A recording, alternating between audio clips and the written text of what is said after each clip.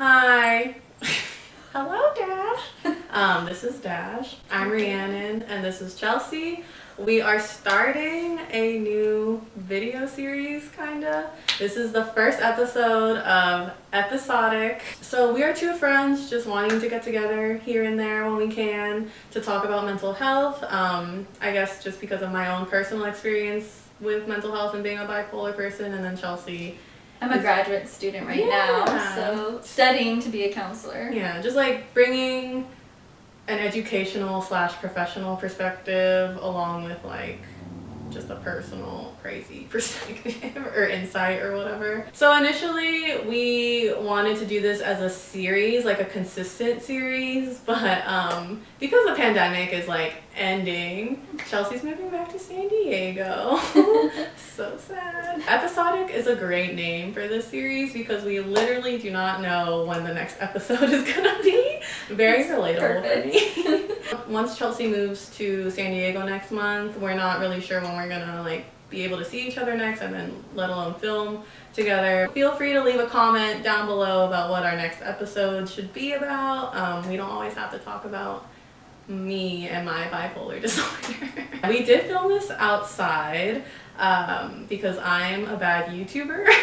I should have known that like it would have been noisy. It was like a beautiful Saturday afternoon. Yeah. So all of our neighbors were just mowing their lawns, just causing a commotion outside. Dogs outside. Dogs. There was just hella wind Kids too. crying outside. Right. Yeah. Me as the editor, I will try to put captions or whatever whenever you can't really hear us. I'll try my best. We have some disclaimers. I just want everyone to know that I am a counselor in training right now. I go to University of San Diego and I'm in my first year at the program, so I'm learning as I go about pretty much everything mental health. And I also have my own opinions about mental health that might be different from like other professionals in the field. And so I just want everyone to know like there might be some things that I miss or get wrong, and I mean that's okay. We're all just learning together. I mean, I don't think you missed or got anything wrong. We do have like a 10-minute conversation about suicide and suicide ideation. I mean, that just kind of comes up naturally when talking about mental health. So if that's a possible potential trigger for you, I would avoid that part. But if not, I honestly think it's probably my favorite part of the whole episode. Yeah, it's really good. I especially just loved getting Chelsea's perspective as like a counselor on suicidal ideation. As long as you're not going to get triggered, I think it's worth watching. Stay tuned, yeah. So before we get into the episode, we're gonna define bipolar disorder up top just so we're all on the same page for the next 40 to 50 minutes. There's actually many different types of bipolar disorder, but bipolar 1 and bipolar 2 disorder are the most common. So we're going to talk about those two. Bipolar 1 disorder, the person has to experience a full manic episode, and they also may or may not experience a major depressive episode. Whereas bipolar 2 disorder, they experience hypomania, which is just a less severe episode of a manic episode, and they have to experience at least one major depressive episode. So that's kind of the differentiation between those two. Yeah. I mean, I guess I just think of bipolar 1 as being more manic and the bipolar 2 being more depressive. But they both have, you know, obviously a wide range of emotions. The severity in mania is really like the defining feature of those two. So I have bipolar 2. Throughout my life, I've experienced depression, but then last year I experienced a low functioning episode of depression. And then from there, that probably got the chemicals in my brain going, and I started experiencing hypomania for the first time or so, I think, last year. And then therefore I was diagnosed with bipolar disorder shortly thereafter. Now that we have bipolar disorder defined and we know what kind of bipolar bitch I am, let's just get right into the episode. I'm just gonna plop y'all right in the middle of me exploring the significance of mania versus hypomania with my therapist. Okay, enjoy. I'm a professional YouTuber. I love it. But So you were saying hypo? I was saying hypomanic like and- for a while, but then my therapist just kept saying manic. Mhm. So then I just started just saying manic. Yeah, I think the reason might be just because we There's no like need to specify, maybe, or hypomania is just like it just means like it's less severe, but it's Mhm. still manic. It's you know, still- so okay. I think it might maybe it's just easier to say manic. I'm not sure Yeah. if there's like a deeper reason. Yeah. Because me and my therapist are focusing on like my behaviors or like my life or whatever, there's not as much time, I think, or I think she doesn't. I can feel that she doesn't want to focus so much on like the education of it. That's how I feel, at least. But I'm not sure. Like psychoeducation, but like- bipolar disorder. Like, because I just want to be like, so should I say manic or hypomanic? And of course she's going to be like, whatever works for you. But I'm like, but what do people in the field say? Or like Oh, other okay. bipolar, like, yeah. You're very curious. Yeah, like, that's exactly yeah, what she said. yeah. Like, which is it's good to be curious, like, you know, and every like person. I feel weird calling you a client. I'm not calling you a I client. know. You're not my That's client. okay. But like I'm like when I say that, I'm just saying like general, you know, Yeah. like clients. Mm-hmm. Some clients are really curious, and then there's other clients who just like they don't want to know, and like there's others where like they're really trying to like navigate like Yeah. talking Yeah. through it. And also then there's like you have clinicians who have their own personalities and like theories. So and it sounds like your therapist, she's more like person-centered, so she's not trying to pathologize you know? Probably. You Yeah, know? maybe not that I want to pathologize myself, but I just want to know. Like, I think I feel very empowered by like the knowledge and like knowing the words. Sometimes all the knowledge is kind of overwhelming, and I'm like, I need to like take a break. But then it's like, fuck, like I do want to learn more, but I also just have to like learn through my own experience Yeah. of life. You know? Yeah, even for me as like a counselor in training, like the DSM is so overwhelming. That can be a negative thing for me, and that's kind of like what turns me off. I Mhm. learn more through like listening to my client and their experience. Yeah. So speaking of my lived experiences, maybe I can like explain like what my depression and mania Yeah, look like. I'd like to like hear more Yeah. about like those Yeah, experiences. because my depression is like pre-diagnosis, like in the years before I got diagnosed, in the years before the fucking pandemic. I just like was really irritable and just like wasn't happy with where I was in life. And then 2020 came and like I kind of just made some changes to my life. Then I like wasn't as sad anymore because I think I needed like change, honestly. So then I was just like in a really good mood. Like even when the pandemic hit, like yeah, of course it sucked, but I was still going to work, so I still got some social interaction or whatever. But then at some point, shit hit the fan for me, and it kind of set me into like a very major depressive episode that probably should have been low functioning, but I still like went to work. Like I was like depressed in public. Basically, people knew something was wrong with me. I was like very like dependent on weed. Like once I got out of work, I just like went home, smoked weed, and just like shut down for the rest of the day. I like wasn't doing my makeup anymore, which is more of like me not engaging with a hobby or a passion that like I really fuck with, but also like I like stopped doing my hair. Like I would just throw my hair up in a bun every day. Like I just like didn't want to deal with it. Like because I know another symptom is like you don't take care of yourself. That was my depression, like still going out into the world, because with that episode it was so bad, like my circumstances. As much as like life wasn't feeling great and I wasn't feeling great, I didn't want to stay home because I was scared of like being alone with myself. I can't explain it. Time was just like going by so slowly, and like I didn't know what to do to fill up my time. So yeah, like of course I probably didn't want to like see people, but that at least took up 8 hours of my day, you know? Yeah. But I remember like whenever my shift at work ended, I would just feel very like, okay, but now what? Like what the fuck am I going to do with the rest of my day? Like, yeah, so. Can I ask you like questions that are a little more heavy? Yeah, ask me. That I'm just wondering if like there were times when you were like experienced depression and like in that stage where you felt like hopeless and numb and just like there's no point in life. I remember expressing this to people, just being like, I was doing so well. Like, what the fuck happened? It just felt like I will forever be this way. Like, I will forever be this, like, sad ass bitch. And I just really felt like all the progress I had made, like, I just felt like that person's never coming back. Like, this is it. Like, that's how it felt for, like, 3 or 4 weeks. Definitely did feel hopeless and, like, all of that. Yeah, I know, and that's like a common like symptom of depression for some people, and also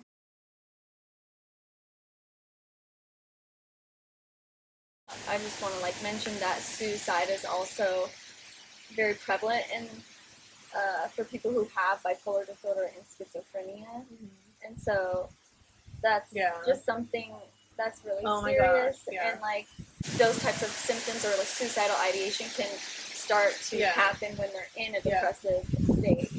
After my initial major depressive episode, I have a different perspective on like suicide ideation. Like, I have a different understanding of it, because it's like, what's your understanding?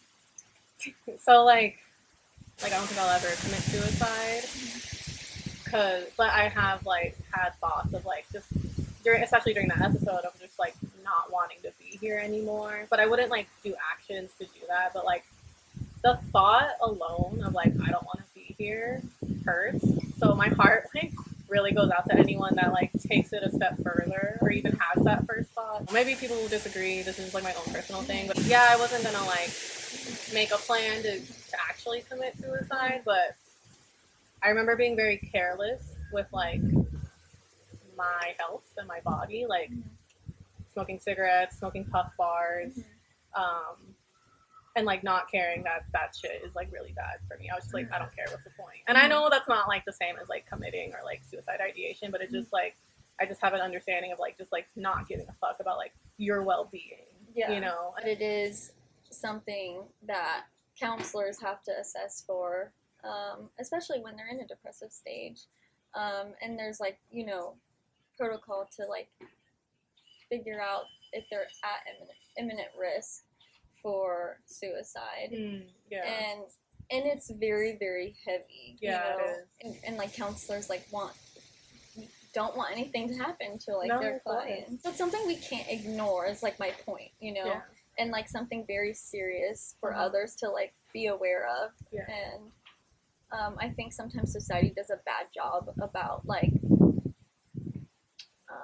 spreading like that awareness, and like we don't do a good job of like understanding suicide is not taken seriously, especially within that population of people who have severe mental illness and they're struggling, you know? When you hear suicide, you just think of like the act, but it's like there's just like levels to it. It starts off as like ideation or something small. Suicidal ideation is a very normal reaction.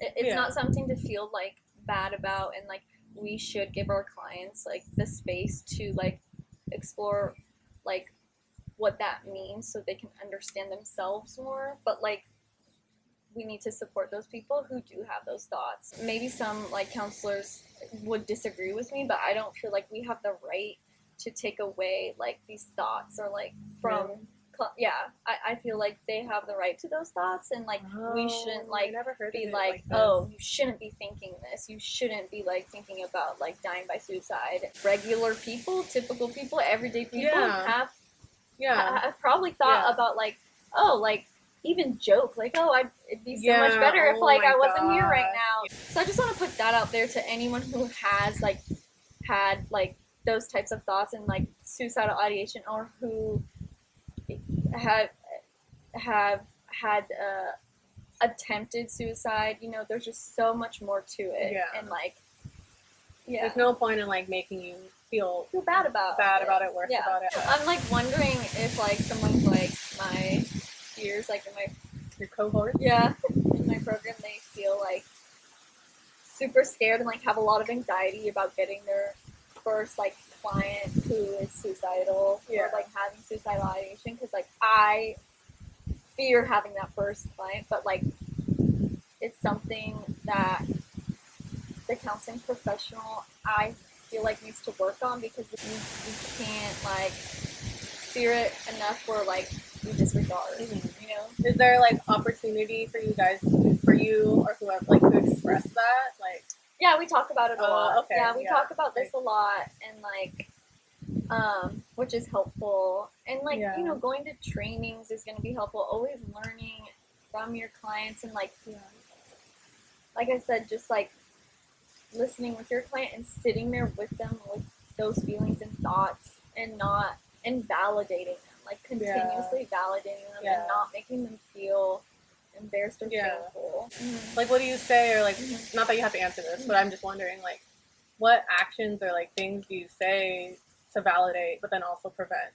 Yeah. You know? Well, it really is going to depend on like the client and like their experience and like what, like all these other factors that are going on. Yeah. But like something that's important to talk about with the client, in my opinion, is like what's their motivation to live? What do they have in their life to live for? Yeah. And that gets them thinking, you know, for some clients, you Yeah. know, I could be wrong. I don't know. I haven't had, you know, a client yet. It's a slippery slope because we also need to make sure that there's protocol. Like once like a client expresses like they want to die by suicide, and like they have a means to do it, a plan and everything like that. So it can be hard, and like a client can maybe feel like we're taking away like Their actions. Yeah, and also like now we're like being more authoritative and like trying to like by like maybe making the decision to like put them in the hospital so that doesn't happen, you know. And that would be for someone who's like has a plan, is determined, a time and a place, they have the means, you know. So I don't know, and there's so much more that like I still have to learn. Like I would definitely have to consult like my supervisor and, like, or a colleague. I can see why they feel that that is the only option for them. Like their life is just so hard and they're in pain. Why would they want to like continue? Maybe let's like line it up, talk about Mania. Okay, I'm just gonna interject real quick and attempt to describe my mania again, just to make it like concise and faster for all of us. So my initial experiences with mania, I had no idea that it was mania because I didn't even know that I was bipolar. Never even knew mania was a thing. Looking back now, what my first experiences of mania were followed a major depressive episode. And because I didn't know it was mania, it really just felt like me being myself, honestly. I have notes on my phone, so let me like look at my notes. I just felt very relieved and grateful to like not be depressed anymore. I was really fucking depressed, like basically didn't laugh for a whole fucking month, didn't smile for a whole fucking month. So like I had really intense happy reactions. I remember this one time I like was laughing with a friend and I was laughing really hard and I just felt so grateful to like feel that joy that you get from laughter, that like I like was laughing one minute and then literally just started crying the next. But it was like tears of like gratefulness. Very bipolar moment. Other symptoms of my mania, I'm just like super fucking confident, like on some like yay shit. Like no one could tell me anything. Like my makeup looks, my outfits, they were always, I mean my outfits are like always on point. But when I was manic, I was just like extra confident, extra creative. Another thing that I talked about was like I just get like really inspired, get a lot of ideas, so then I like write in a notebook like all crazy. And I remember just feeling so like creative for doing that. But then upon doing research about bipolar disorder, I found that that's like a common symptom, and I was just like, oh, okay, this is just me being bipolar. I also tend to spend a lot of money and like splurge because I feel like I deserve it after being depressed for so long. I sometimes have periods of like where my thoughts are just racing. It's really hard for me to focus. I just feel like very high strung, very high energy. I'm so energetic that I can go like 1 or 2 nights without sleep and I can still like run miles, roller skate, just like operate not even at a normal level, but just at a very like high energetic level. And that when I don't sleep, that's like my signal to myself. That's like, okay, I'm for sure fucking manic right now. Those are actually things that counselors teach people who have bipolar disorder, to kind of recognize when they're about to be in that stage and like and cope for that to happen. And that might be a strength that you have that you maybe didn't like realize that it is a strength for you. That I can like recognize my episodes. Yeah. I don't even like think of it like that. I just think like, oh, well, wouldn't everyone like pay attention to that? No. Not everyone has insight like you seem to have. And insight is a good thing to have. I guess You just like feel connected to yourself when you're in a manic episode, and it feels good like for you. Yeah. And I'm sure a lot of people who have experienced like a manic episode, they have like similar feelings. We're not our symptoms, but when we are like proud of our symptoms, it gets weird when you're proud of your symptoms or like thankful for your symptoms. Yeah. Like it's just a weird headspace. Like I don't know. Yeah. Do you like recognize when you're in that stage or not? Yeah, I think so. Well, now that I know, I had a pretty bad depressive episode back in February, and like I had like some moments of like feeling like heightened like euphoria or like I think, but you know I still went to sleep every night. I really like was frustrated. Not frustrated, but just like a little disappointed. And I've expressed this to my therapist, of just like, so I dealt with the depression, but I didn't get the mania. Like, what the fuck? Like, I could have like all that time in my bed for a week, and like I could use, you know, a couple of nights without sleep to like get shit done and catch up or whatever. Like, what the fuck, you know? Like, I'm not like mad at myself or like anything. It's more so just like, where was my mania? You know, like. Yeah. Which I think is like understandable, you know. Yeah. It's like You were if I'm gonna get the shitty part, can I get like the super fucking like Yeah. amazing part of it too? I remember just watching some episode about mania, and I went to the comments, and like hella people were just like, "I love my mania. Like, I wish I could be manic right now." And I was like, "I'm not alone. Yeah. It's amazing." Some people who like are going through like a manic episode, they can also be really like suffering like behind the scenes. If that makes any sense. You know, and because like our bodies are not meant to like go on without sleep, but they're not meant to be like continuously like, you know, things like rolling and rolling and rolling, you know, so and that's why eventually they hit that like depressive like stage is because their body is like probably exhausted. It's very interesting like the different experiences people have with bipolar disorder and like how they get through each stage and like the support they need to get through each stage. So do you like going to therapy?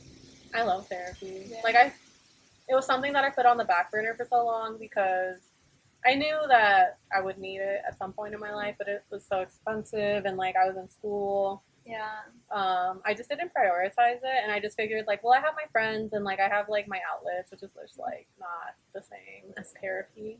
Truly. I'm glad that like going to therapy is like valuable for you. Yeah, like, it really is. It's like helping you. Yeah, like I don't see how I could stop going.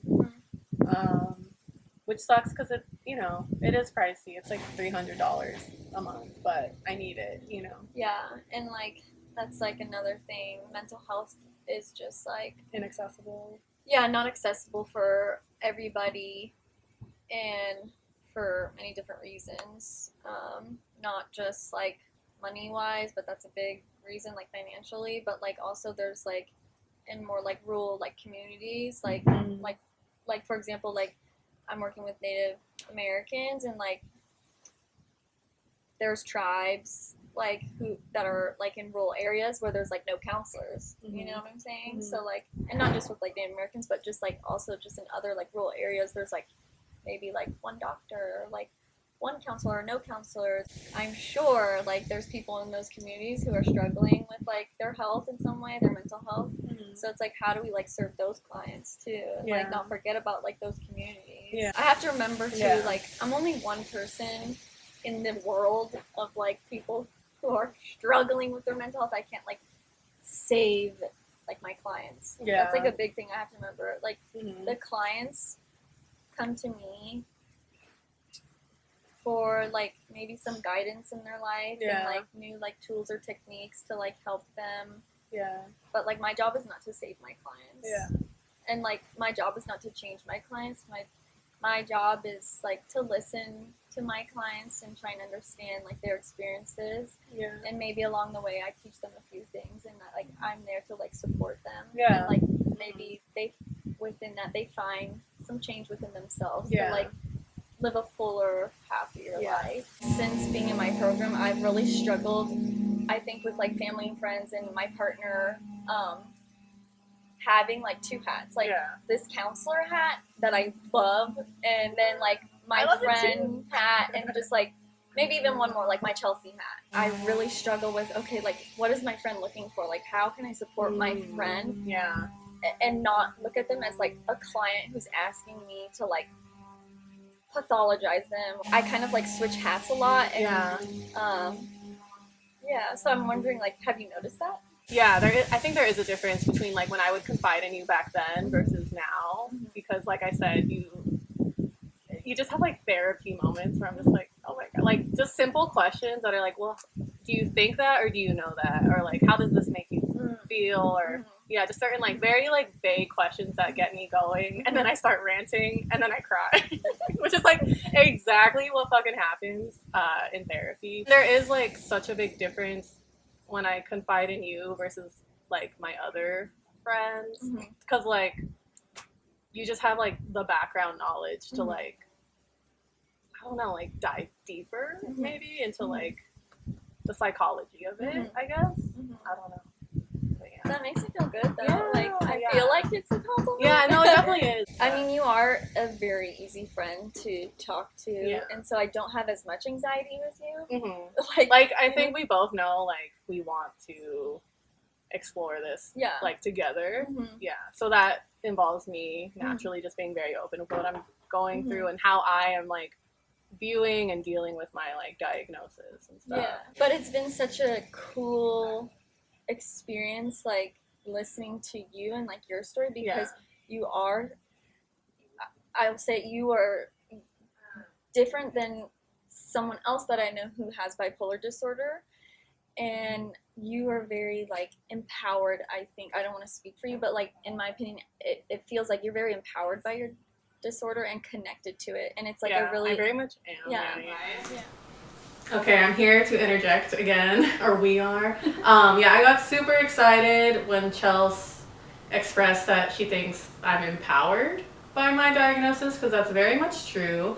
I ranted for like 2 straight minutes, and now I'm just gonna read a summary of what I said. I'm a biracial woman. Culture and gender are major components of identity, and I felt disconnected from those parts of me since childhood. I never felt Latina enough or Asian enough. I also didn't see the value in my experience as a woman until recently. Along with the disconnect to my culture and womanhood, I've also been insecure about my intense emotions and sensitivity since childhood. My diagnosis as a bipolar person hit home because it validated all these parts of me, especially my emotions. I feel empowered to embrace and take pride in my sensitivity. I'm inspired to find the shared experiences between me and other bipolar/mentally ill people. I strive to bring this attitude to my culture and my womanhood. What do you think? That. Yeah? Yeah. As someone who's codependent and like emotional sensitive, I've almost like felt like a jealousy for people who were like, who had different attachment styles that are like more distant or like to themselves. Like I'm just like, oh, they're like more independent or this and that. But like I don't know, I'm learning to just like accept that I'm like an emotional person and just like embrace it. There's a lot of gender stereotypes, right? So like it's okay for us to be sensitive as women, but like it's also okay for women to be like assertive and like aggressive. And whereas like if we are like aggressive, it's like, oh, she's crazy or she's a bitch. You know, and it's like, which I'm like, I am crazy and I am a bitch. and like if you like embrace that. Yeah. You know? That brings up an interesting point, because in contrast to me being like my whole ass life, like this emotional, like very sensitive person, kid, whatever, as a result of me having a disorder, and then also like on top of that embracing it, like when I have moments of anger, whether it's by choice or not, I just let it out. And now that I'm in therapy and like I'm like figuring out like why my life has made me the way that I am or whatever, I'm just kind of like in the state of mind of like, I'm not taking shit from anyone, and like if you offend me, make me sad, like I'm not gonna approach it like, hey, just so you know, da, da, da, da. Like now I'm just like, I just let it out. After I lash out at someone, like I do like apologize and like kind of explain, like, I know when I fuck up. I'm not like, oh, give me special treatment because, you know, I have this disorder. It's more so like, hey, things were just going that way this week, and like, honestly, if it wasn't you, it would have been someone else. Like, I've said that to so many people. I have a question. When I see someone get angry, Mm-hmm. and, you know, I know the reason why they're angry, and I'm like, yeah, they should be angry. Like, I get why they're being, like, they're yelling at someone, you know, and I know this person well, and I know they don't have a disorder or bipolar disorder. You know, If they wanna don't? yeah. Oh, okay. No one is quick to be like, oh, she's crazy because she's yelling at someone and she's angry, but we're very quick to be like, oh, she's just fucking bipolar, that's why she's acting that way. Yeah, you know? dude. And it's like, no, she's angry for a valid reason. It's not because of her disorder. Yeah. You know? Do you feel supported by like your friends and family? And for you personally, how like can people support you? I literally have bullet points of like different ways that you can support someone when they tell you that they are bipolar. First, reading the tone when they tell you that they're bipolar. I was really proud and happy to tell people about my diagnosis because it was just like, hey, I know what's wrong with me. Isn't this great? And I think people like didn't know how to respond. So I think it's just important for people to read the tone of what this person is saying. Try not to panic. Try not to give unsolicited advice or ask personal questions. How are you feeling about this, or how can I support you? And Chelsea actually expands more about the question, how can I support you? So maybe that's like the counselor safe way of responding if you yourself are not a counselor. Some of this goes beyond like that initial interaction where someone is telling you about their mental health. Educate yourself, use Google, watch YouTube videos, and I think I go into that later in the video. Don't put it on that person to educate you about everything about their disorder. It's also on you, especially if you're like close with this person. Yeah. Be honest with yourself if you have stigma or are judging this person. I think it's just in the privacy of your own mind, it's just always good to be honest with ourselves. And, you know, if you do have stigma or judgments, I think you should unpack that on your own time, in your own head, or with a therapist or something.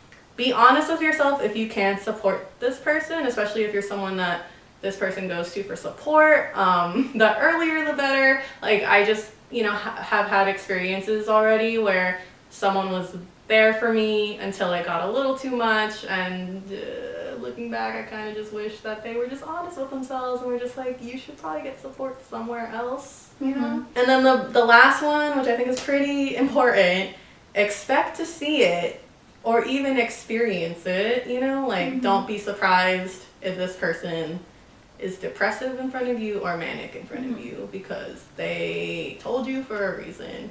I told y'all for a reason. You know, the answer to that question is going to be different for everybody. The first good step to supporting someone with any mental illness, and if they're in a crisis especially, it's asking them, you know, like, how can I support you right now? What can I do right now to help you? And they're gonna feel maybe not supported immediately, but it's gonna like get you guys on the track of like, you know, helping each other, you know, understand what each other needs in that moment, you know? Yeah, like, because I would hope that others see it as like an opportunity to learn, but it's like, how much should I help them learn, and is that even my responsibility? Like, do you mean people who also have bipolar disorder, or people who don't? No, like people just like in my inner circle, close like to me. Friends, family, like whoever. Sometimes when I tell people, I'll send them like the 10-minute video or the 3-minute video, depending on how well I know their attention span. But it's like, it just would have like meant a lot if some people just like did that on their own, or maybe even like asked, because it's like, I think some people expected me to like figure it out, and like I said earlier, like didn't think like, oh, like you'll handle it and this will never like affect our interactions. But how could we see each other every day? How can we live with each other? How can we like be intimate together, whether that's like emotionally or physically or whatever? How can we do all of that without you seeing the side of me, and maybe even like seeing the ugly side of it, if it's ugly, whatever? I think that goes back to like the question, you know, that's really important to ask is, how can I support you? You know, how can we support people who have mental illness? And ultimately, like, it is a lot of our responsibility to go and seek out the information and resources to help support that person, and not put it all on that person to educate us or be stuck in their crisis by themselves, you know? Because that can lead to like so many other like harmful things. And so I think there's a big disconnection maybe to mental illness and like how we can support them, support people who have mental illness, and like that disconnection is there because it's like some people are not willing or don't want to like acknowledge mental illness. You know? Over time, I was able to look back and be like, yeah, I didn't like this. I didn't like these responses. I liked these responses, you know? Like, people just being, like, either neutral or just, like, supportive or, like, even, like, inquisitive. But I understand that, like, it can be scary to ask questions, especially to someone who seems like a ticking time bomb or whatever. But if I'm, like, open and telling you about it and, like, happy about it, then, like, I don't know.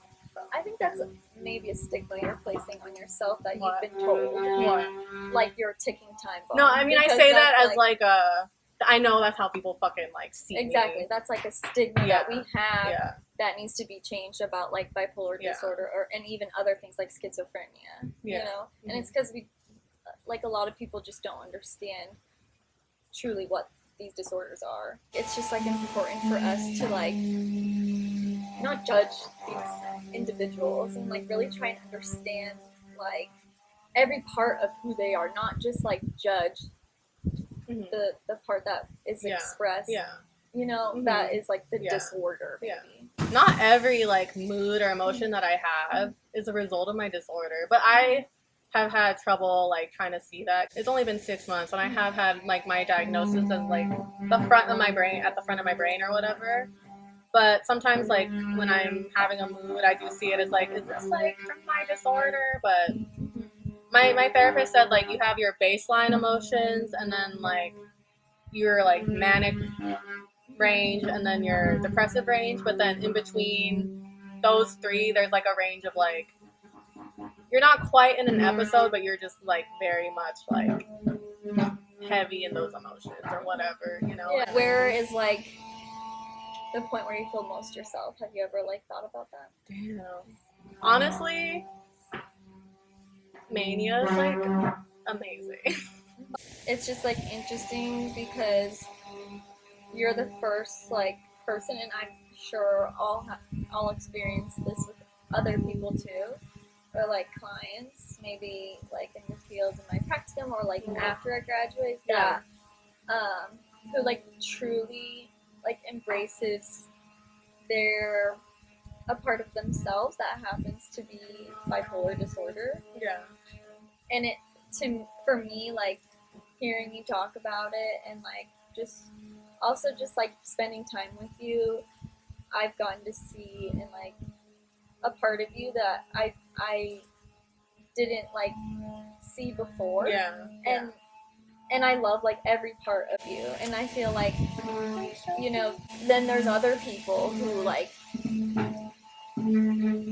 have bipolar disorder and they're suffering because they hate that part of themselves. And like those clients I feel for, because it like hurts my heart to know that like they are like in pain and they don't like this part of themselves, and they can't like no one's able to allow them to like embrace that part of themselves, and like maybe it's even harder. themselves. Yeah.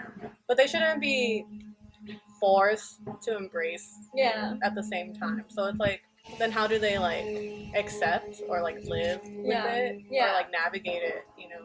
Yeah, exactly. Accept is like like an important word to like think about, because it would be valuable to get the client to a point where they do accept that part of themselves, and like how they can manage that and navigate that part of themselves in like a healthy way. You know? And it doesn't have to be like embracing it the way that you do. Yeah, definitely not. And it most likely it's gonna look very different. Yeah. You know, everyone's going to deal with like mental illness differently. Yeah.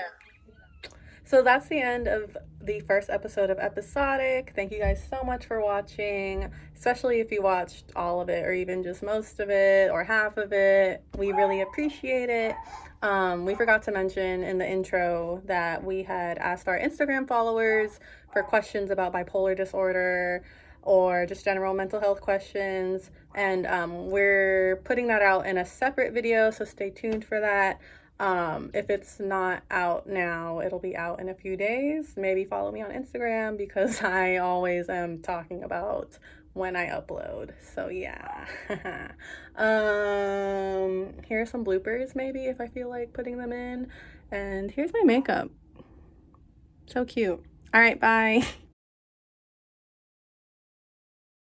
Within that, they find some change within themselves. Yeah. Like live a fuller, happier life. You're so cute. Where is like the point where you feel most yourself? Have you ever like thought about that? Honestly, Mania.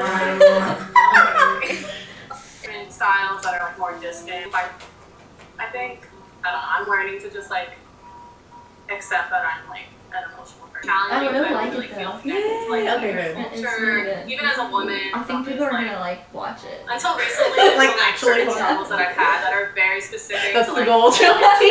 women, like